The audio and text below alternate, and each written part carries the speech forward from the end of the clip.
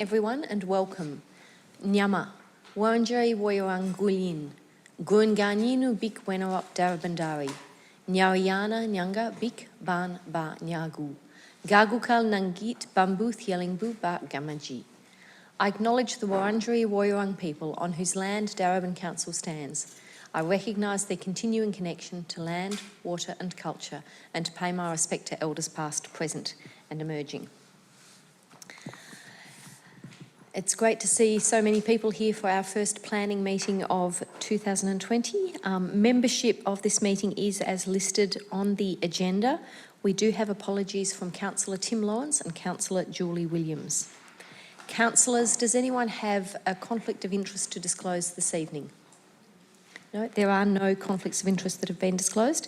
That brings us to confirmation of the minutes of the previous Planning Committee meeting. Moved by Councillor Greco, seconded by Councillor Le Cerf. All those in favour? That motion is carried. So we'll now move to consideration of reports, and item 5.1 is consideration of the application for a planning permit at 800 to 802 and 20 Plenty Road Reservoir. I'll pass to the officers. Thank you. Thank you, Mayor Rennie. This application seeks approval for two 6-storey mixed-use developments that are primarily used for seniors housing, including a retirement village, aged care accommodation. The aged care building includes 12 independent living units, 90 aged care beds and 15 assisted living units. The retirement village includes 47 apartments in configurations of 1, 2 and 3 bedrooms.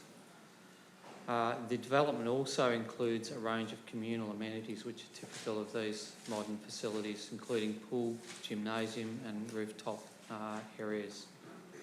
There's a total of 123 car parking spaces that are proposed within the basement and lower ground levels. One thing to emphasise about this particular location and Council's municipal strategic statement, there is a strong desire and direction to locate aged care facilities, in particular in activity centres. Summerhill is identified as a neighbourhood activity centre within the planning scheme. The subject land is located on the eastern corner of Plenty Road and the side road access to Albert Street. It's a prominent elevated site and you'll note that if you've been to the site, Plenty Road's almost on a ridge, and the residential areas that are joined to the rear, which are in a residential growth zone, there's quite a slope, so you can be standing on a footpath adjacent to this site and peering over the roof of the adjoining residence to the east. Notice of the application has been provided, resulting in 6 objections being received. These objections are summarised and responded to in the officer's report on pages 14 to 17. Many of the points that are raised in objection actually challenge the strategic direction for the site. So a number of years ago, 4 years ago, the site was rezoned, and it was rezoned with a mandatory height limit of 6 storeys. So the development does not exceed that mandatory height limit. I note though in the objections there's some questions raised about the 30-degree setback, and there are some issues that are responded to. There's quite a good explanation within the body of the report about Design and Development Overlay 17 and how the 30-degree setback is to be read. So one of the compelling points about the assessment is subject to conditions. It is recommended for approval, but certainly, as in other cases that have been referred to VCAT around aged care facilities, having them located in activity centres is a strong point. It is a strong characteristic to promote about this particular development, and the reasons are well expressed also within the planning scheme. So Mayor Rennie, this application is recommended for support, subject to the conditions that are outlined. Thank you, Mr. Rudd. We're now going to hear from the applicant and from objectors. I have two people listed to speak for the applicant, Mr Paul Little and Mr Toby Hicks. Mr Little and Mr Hicks, would you like to come up together or separately? Together.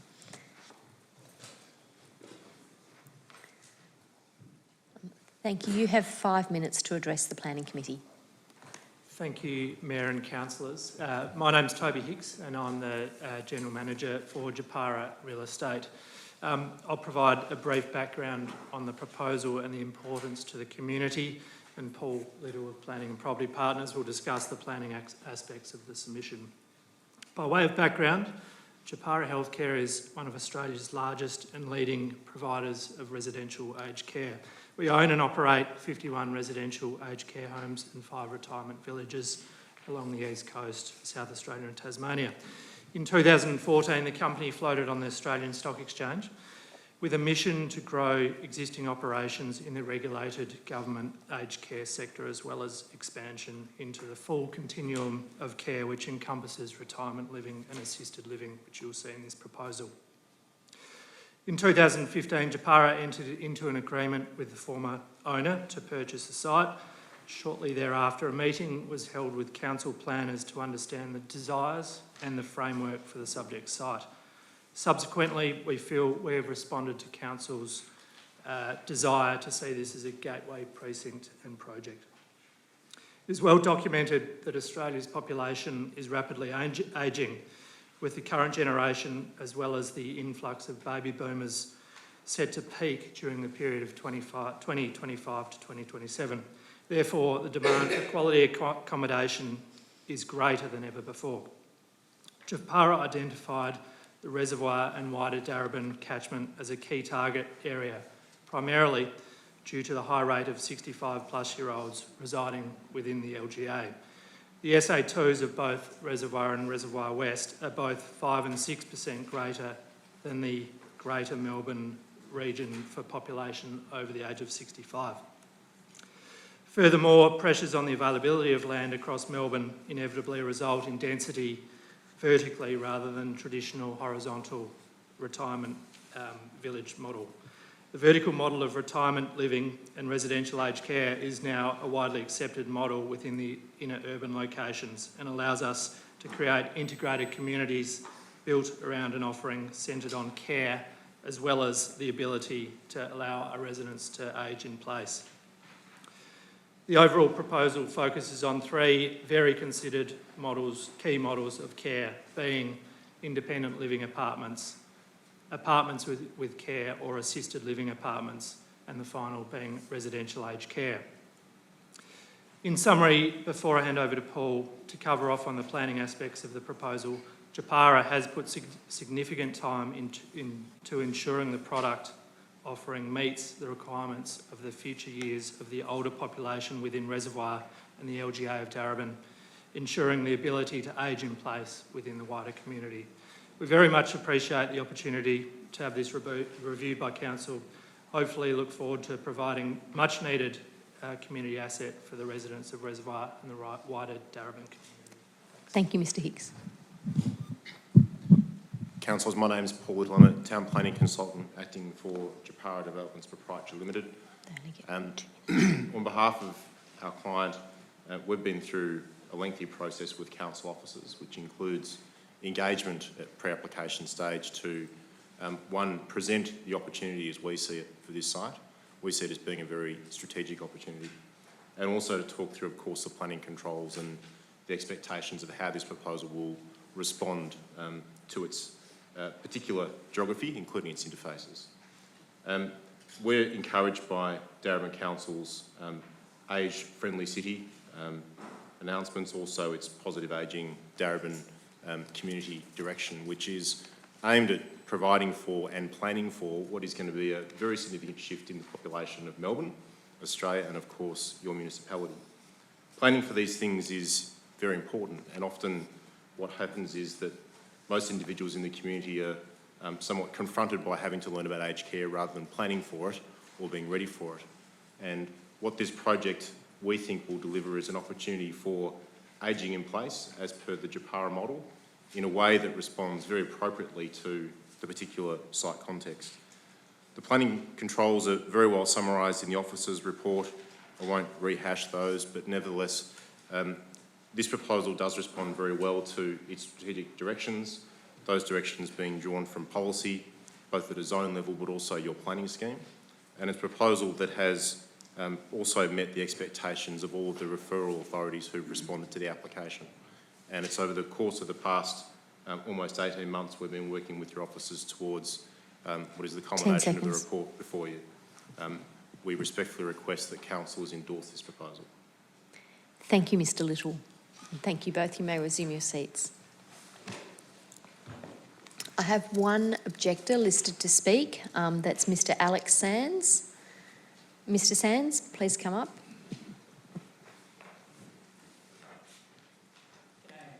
Thank you.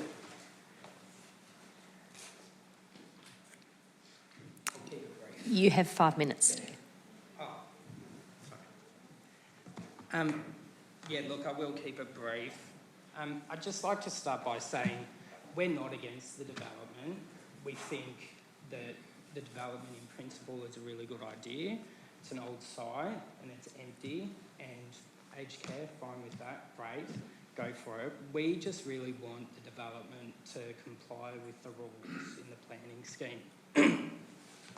We live right next door to the site, so a lot of the other houses back onto the site, but we're right next door and it's really, really close. And if it doesn't comply with this 30-degree setback rule, then it's going to be really, really oppressive. It's an enormous building towering over our little house. There will be overlooking. There'll be some shadows.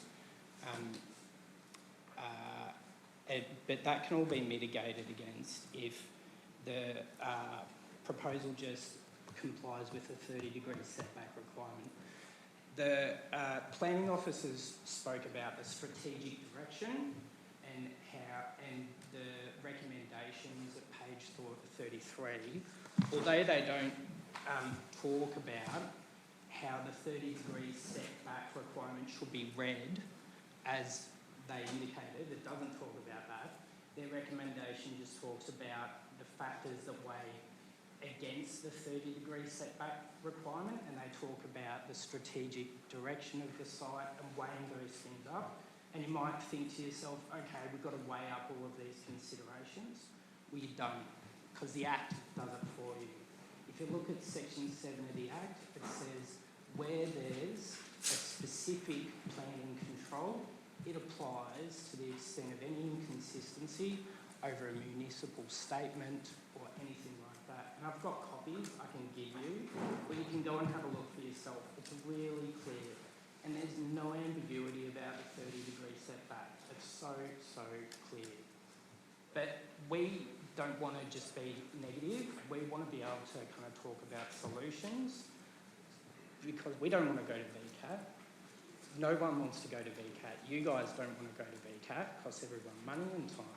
So we would be open to perhaps a recommendation that, given our house is really, really close and all of the other houses kind of quite a way away from the development, that the 30-degree setback required by the rules, if you're intent on letting it through in breach of the rules, then at least apply the 30-degree setback down the western end of the site, where our house is really, really close and it's the most severely affected.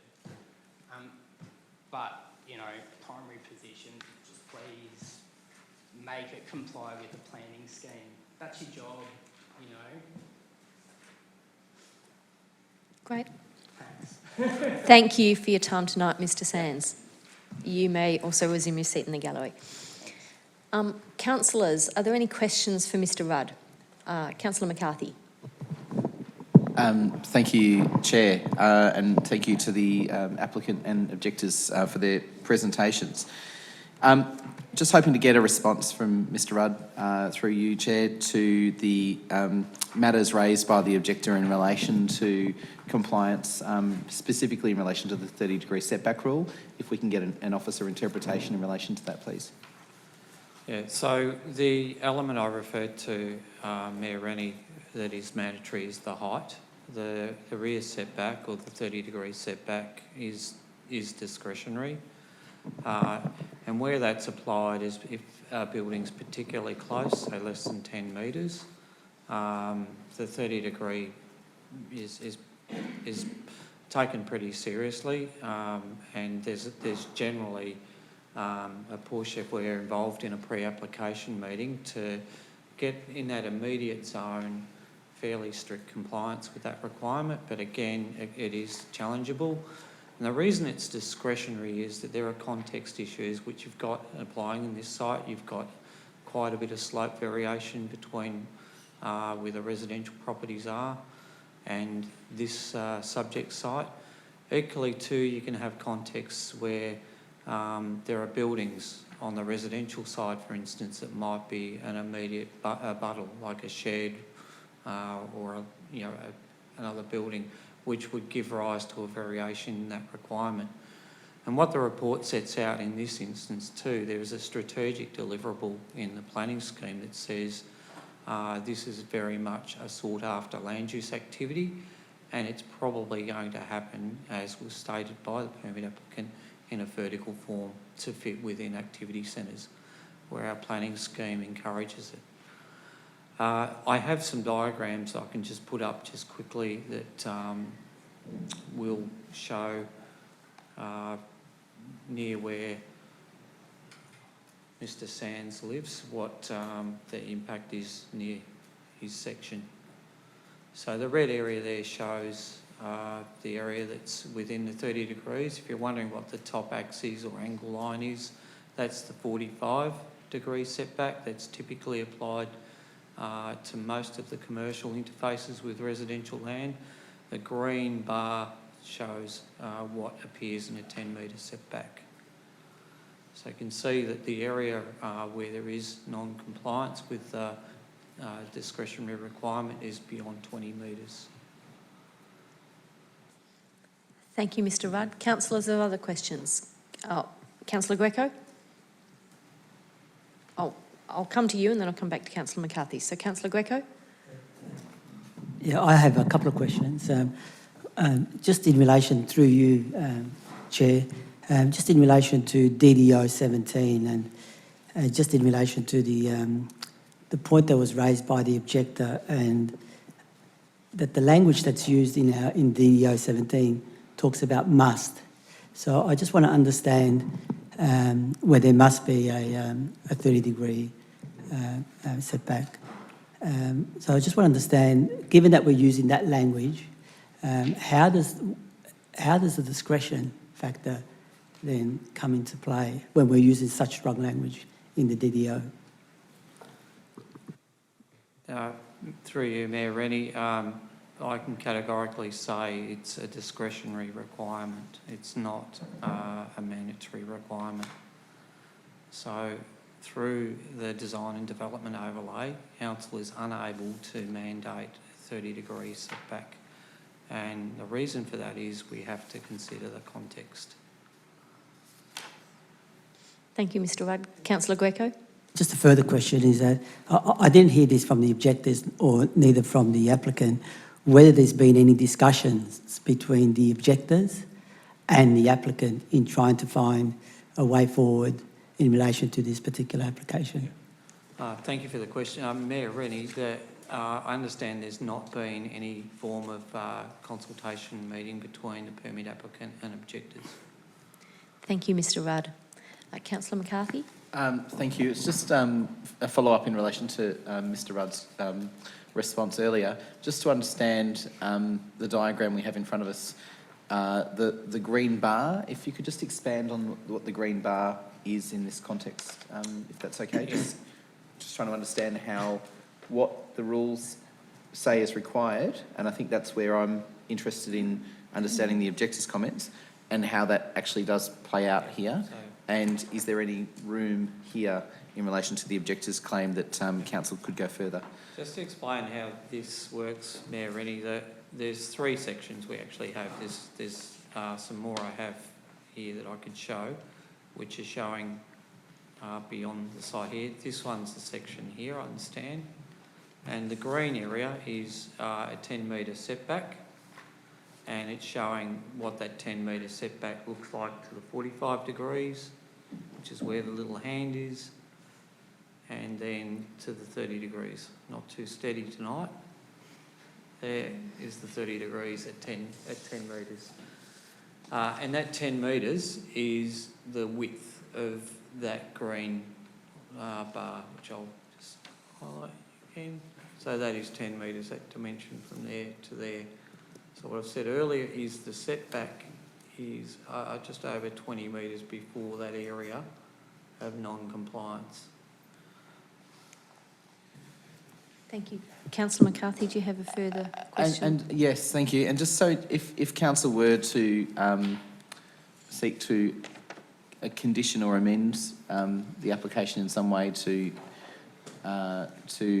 comply with that discretionary proposal of 30 degrees, I'm just wanting to check if that's been considered at all in the planning process, or if that was beyond the realm of the permit process that council can consider. Through you, Mayor Rennie, that would probably take us into the realm of a refusal, because it's quite a wholesale change. Applied strictly, the combination of a mandatory maximum of 6 stories with a 30 degree across the site does provide limitations to getting to that height at a scalable form across the entire site. Okay, thank you. Thank you. Councillor Greco? Just a further question, just in relation to the setback, the 30 degrees. Could it be entertained that rather than having 30 degrees that applies across the whole of the back of the site, that only applies to a section of the site, could that be, from a design perspective, could that be a feasible way forward? Mayor Rennie, that's probably a difficult question to answer. What we've endeavoured to do in the pre-application stage, if I can just explain, is to really encourage the height and the bulk, because there are some other words in DDO 17 that talk about orientating, because Plenty Road's such a wide road, the bulk and the majority of the height to the frontage. It's difficult to comment at this stage in the process, what could be taken out or deducted, or could the height diagrams, for instance, in some other sites in the Plenty Road controls, and those also in St George's Road on that corridor, there are some sites that do have variable heights expressed. Just as a follow-up, if I may. Greco? Was that ever considered in the discussions with the objector in regards, or with the developer, in applying 30 degrees only to one section of the rear of the building? Mayor Rennie, my understanding is that wasn't the case.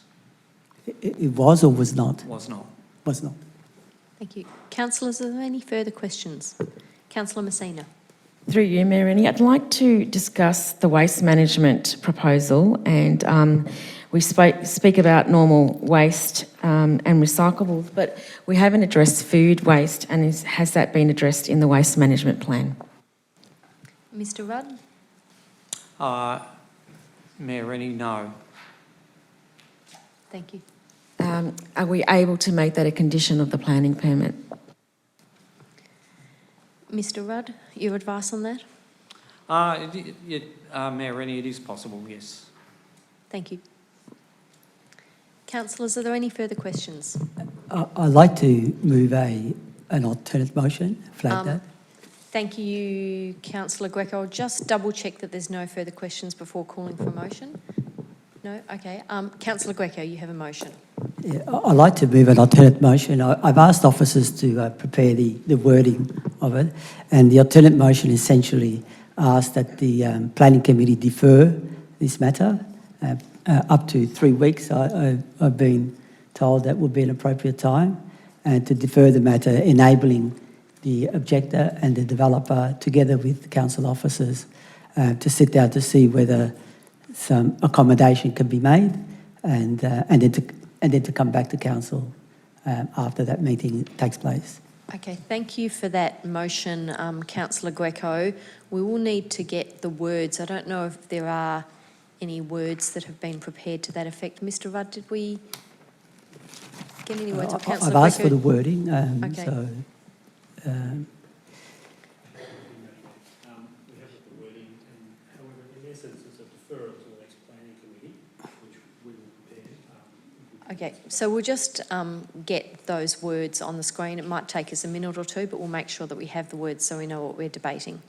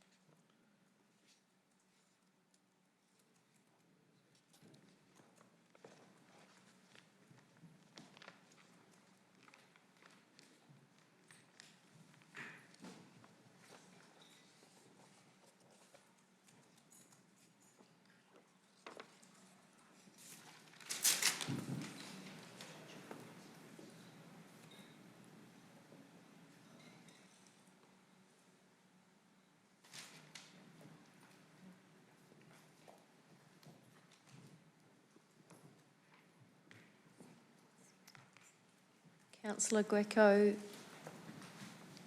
if it's possible to get that a bit larger, that might be helpful. But Councillor Greco, is that the motion that you wish to move? Thank you. Could I just add to that motion, facilitated by our council officers? Okay, so we'll add the words facilitated by council officers. Thank you.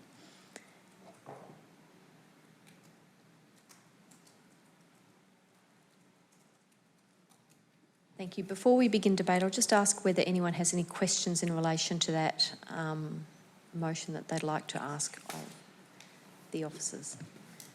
So, Councillor Messina. Through you, Mayor Rennie, do we need to put in next camp, sorry, I should have read the amendment, it says next planning committee. Do we need to actually physically put in a date? No. Okay, Councillor McCarthy. Just if I can understand where we are in relation to the statutory period. Mr Rudd. Mayor Reddy, well over. Okay, thank you. The application was lodged late 2018. Okay. Thank you. Any further questions? Okay, Councillor Greco has proposed. Yes? Through you, Mayor Rennie, given that long delay, is that because there were multiple variations of the plans lodged? Can we get a bit more information about why there's been so long between the lodging and being brought to Planning Committee? Thank you, Councillor Amir. Mr Rudd? Mayor Rennie, during the planning process, there was an objection received from Vic Roads, and it took a considerable amount of time to reconcile the issues raised in that particular objection. And it's only a number of months ago that objection was withdrawn to a conditional support. Thank you, Mr Rudd. So Councillor Greco has proposed a motion. Is there a seconder for that motion? Councillor Amir, thank you. Councillor Greco. Thank you, Chair. The reason I'm moving this motion is, as the motion states, is to give the objector and the applicant an opportunity to meet, because I believe that they have not met and they've not had a chance to actually see whether the suggestions that have been made by the objector can be accommodated within this planning application. I should have said at the outset that I'm very much encouraged by this application. I think it's a good application. I think it's an application that tries to stay as much as possible within the envelope of the planning scheme, apart from the issue of the rear setback. But it meets a need, as has been demonstrated by the applicant in terms of our ageing community, and it's really great to see that developers are stepping forward in order to provide some much needed accommodation for our elderly residents. So I think the application is good. I think the objector has raised some issues because of their particular, where their particular premises are, that it could be overbearing in relation to the 45-degree setback. So, given all those considerations, and also the fact that I would not want to see this application go to VCAT as a result of either council not approving the application or that the objector takes this application to VCAT, it will unnecessarily hold it back, up to possibly 9 months. So I would think that if the objector and the applicant can get together fairly quickly with the facilitation of our council officers in order to see whether the plans can be varied slightly, particularly on the western end, not the whole setback area of the rear of the building, and to see whether some accommodation can be made for that without overly compromising the plans and the building. The land is quite generous. Something obviously needs to happen in that space. It's been for far too long when I saw. I think if we just put it on hold for a couple of weeks and see what comes back, and then we're in a better position to make a better call on that after allowing the parties that are directly affected by this particular application to actually put out their what their concerns are and hopefully try to come up with some sort of determination. Thank you, Councillor Greco. Councillor Amir.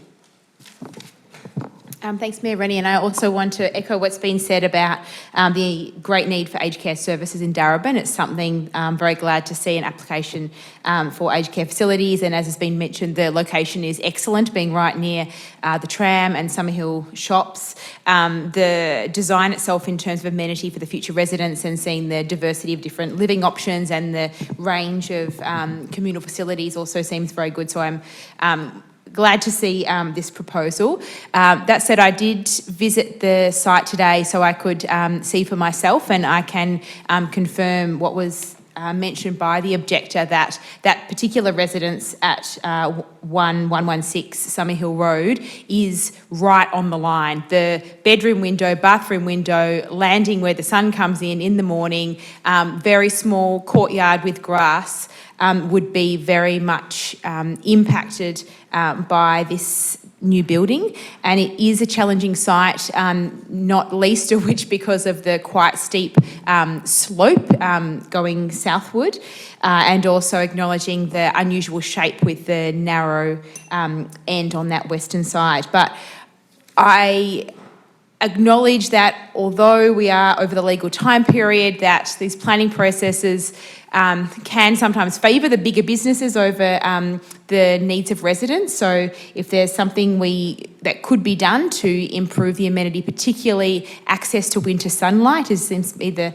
main concern, specifically for that little narrow end right in front of 1116 Summerhill Road, then that's something I'd support. Thank you, Councillor Amir. Are there any further speakers?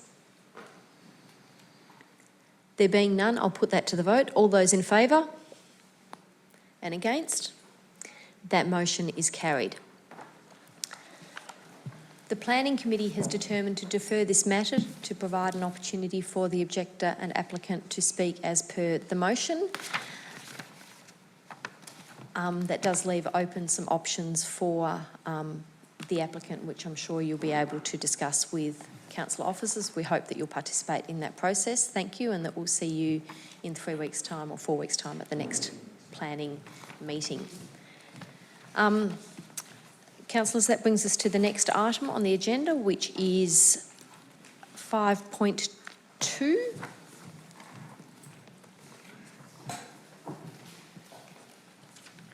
I'll firstly ask whether anyone has any questions of the officers in relation to item 5.2. Ms Myers, I think, is here to answer any questions.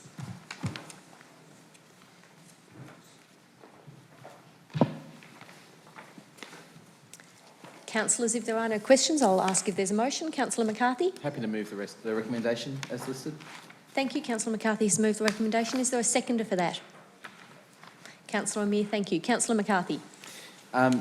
Thank you, Chair, and thank you, officers, for bringing this to us. I think the report speaks for itself, and the importance of us proceeding in a timely manner goes without saying, but I'll say it anyway. We do not want to be in a situation where we find ourselves in the uncomfortable and administratively burdensome situation where we do not have security and certainty in relation to the existing development contributions plan monies, the mechanism for the continuation and extension of the expiry date of arrangements that have already been put in place is largely a mechanical process, a request, as councillors would see, to the Minister to enable that extension to occur.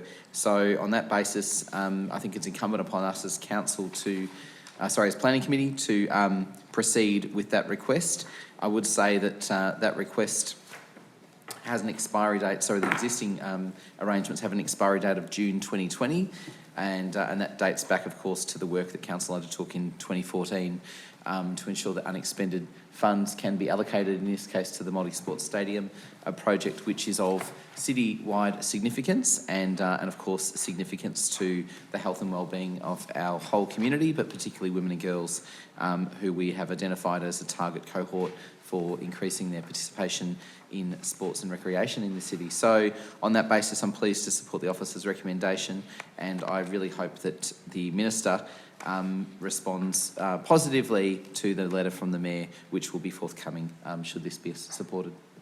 Thank you, Councillor McCarthy. Councillor Amir.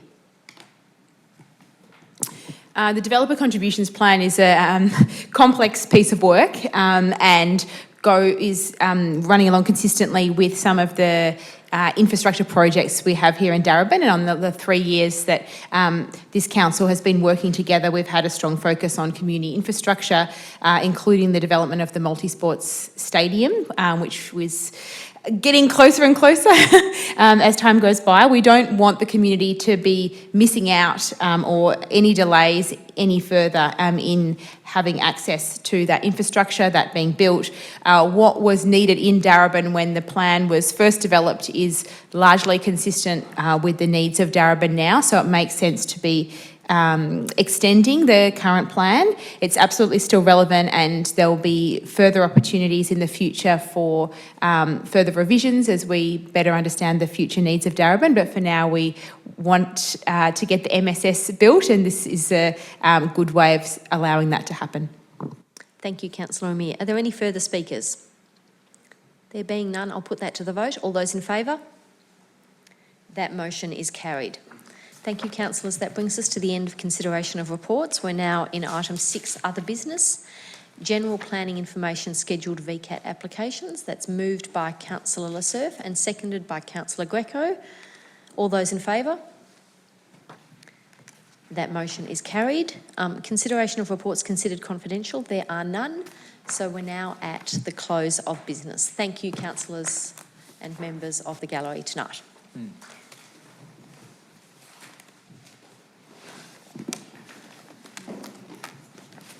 Councillors, I suggest we take a 5